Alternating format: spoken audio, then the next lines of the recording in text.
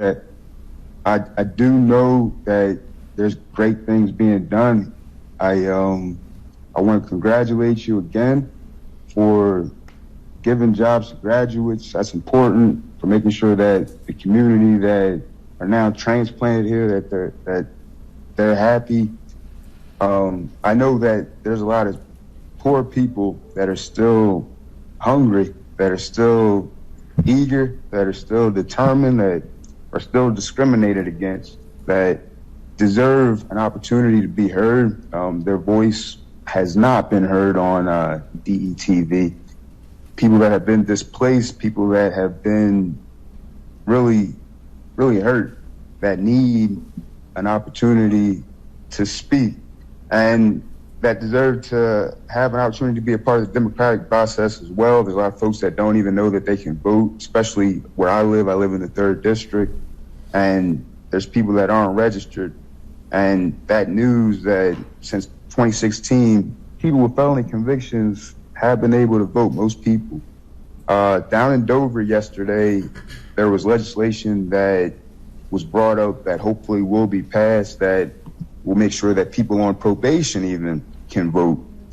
And I know that everything is political, that some shows have some people on there that are friends, and I don't agree with that.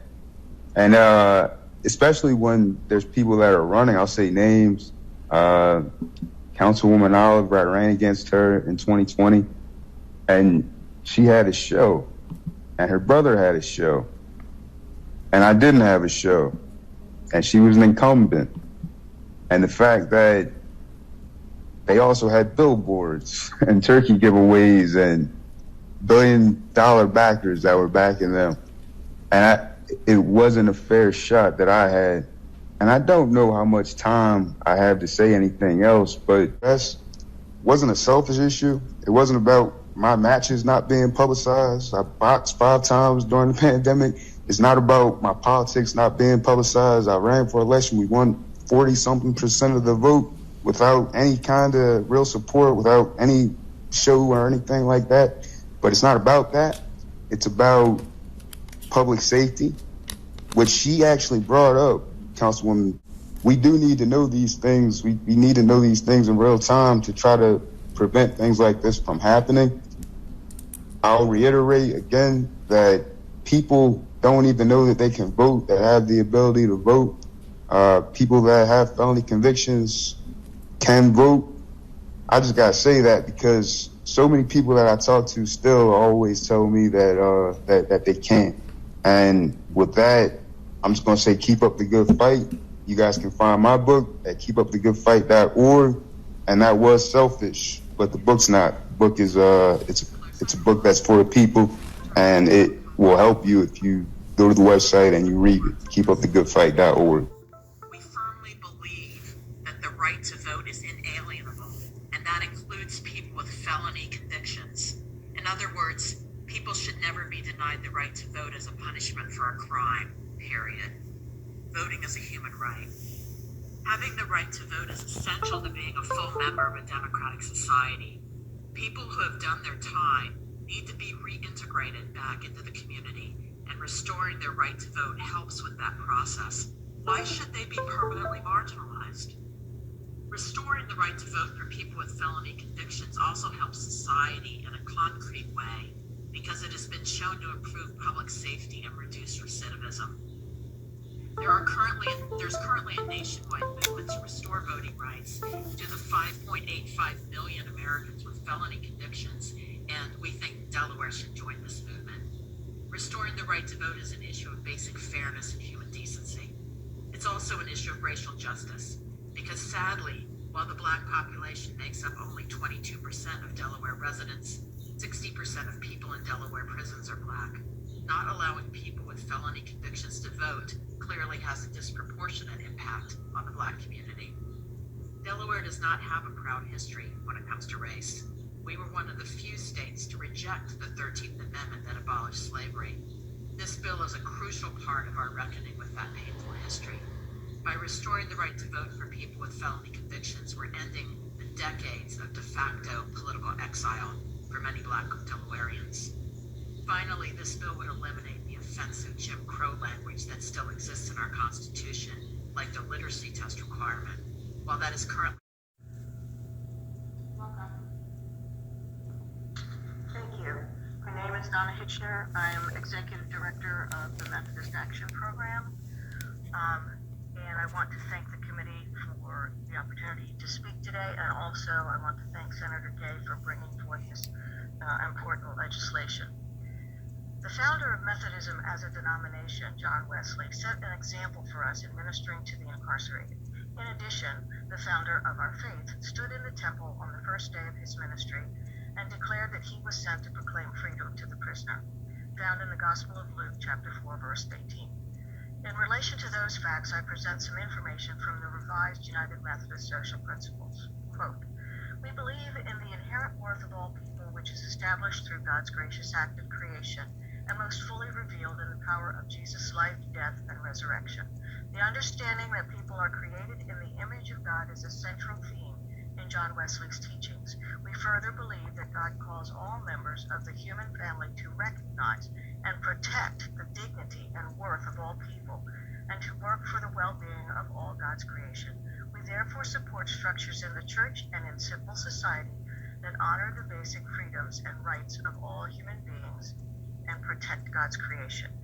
Specifically related to civil rights, we encourage efforts to reintegrate people who have been released from prison back into the community, including the provision of employment opportunities, the restoration of voting rights, and, where appropriate, the sealing of criminal records."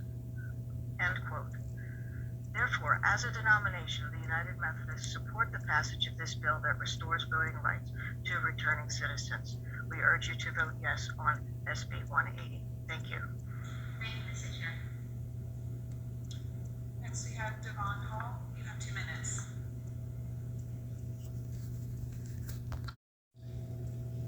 Good afternoon. I'm grateful to be here, grateful to be able to share my support for this legislation.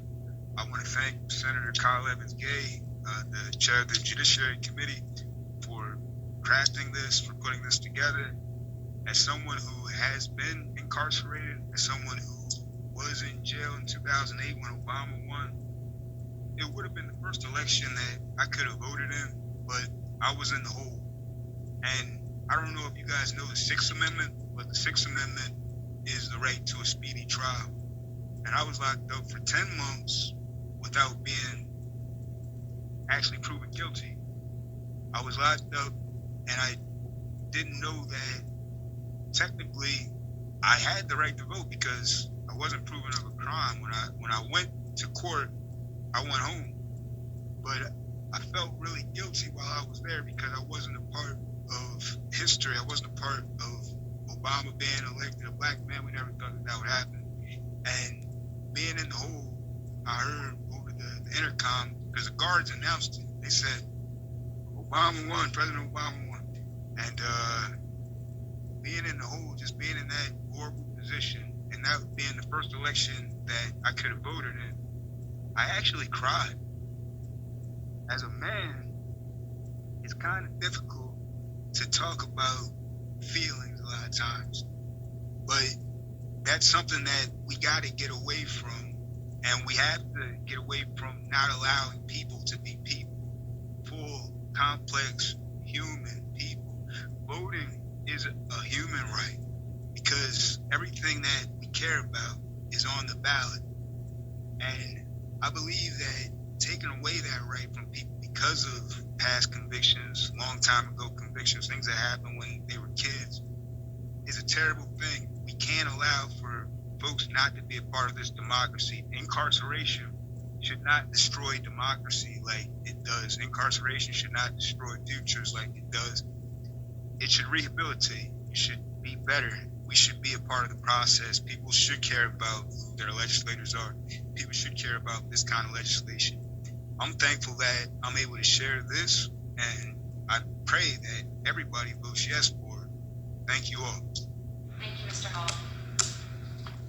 Madam Chair, that concludes public comment on Senate Bill 180. Thank you very much. And just before we